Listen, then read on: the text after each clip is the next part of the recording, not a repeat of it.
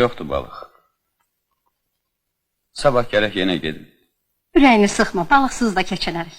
Bir-iki dənə yaxşı toyuq alarsan, sizin üçün çığırtma pulu pişirərəm. Ətin yarısını kebab çəkərsən, yarısını da yarpaq dolması pişirərəm. Mən niyə ad gününü keçirmək istəyirəm? Bayquş kimi yaşayırıq. Yəni 5 ildə bir dəfə evdə məclis qurmağa ixtiyarım yoxdur. Bu da əlimizdən gəlmirsə dayı, onda niyə yaşayırıq dünyada? Niyə işləyirəm onda? Düz demirəm ana.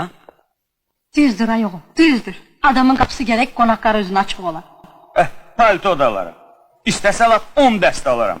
Gözümün ağı qarası bircə balama palto ala bilməyəcəyəm. Mən nə hesab eləyirsiniz? Paltodan savayı başqa şeylər var axı. Oğlum böyüyü, günlərin bir günü soruşacaq. Mənim atam necə yaşayıb? Dostları kimdir? Niyə bir adam bizim qapımızı açmayıb? Bəlkə mənim atam eşi yaxşı adam deyil. Ona nə cavab verirlər? Yaş, xuligan olsaydılar deyərdim hə. Belə adamları evə çağırmaq olmaz. Qoy cəhənnəm olsunlar.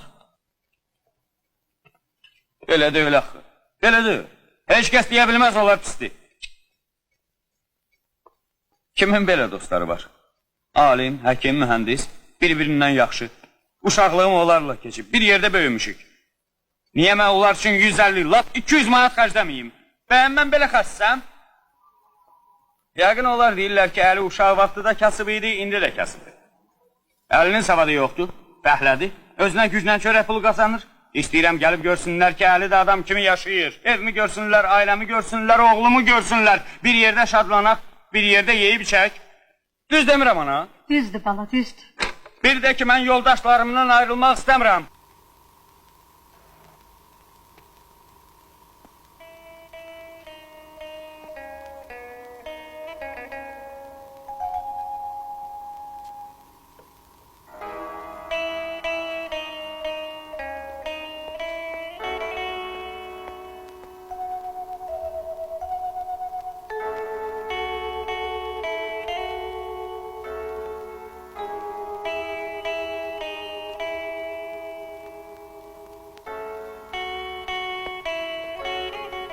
Heç kəs demir yoldaşlarından ayrılassan.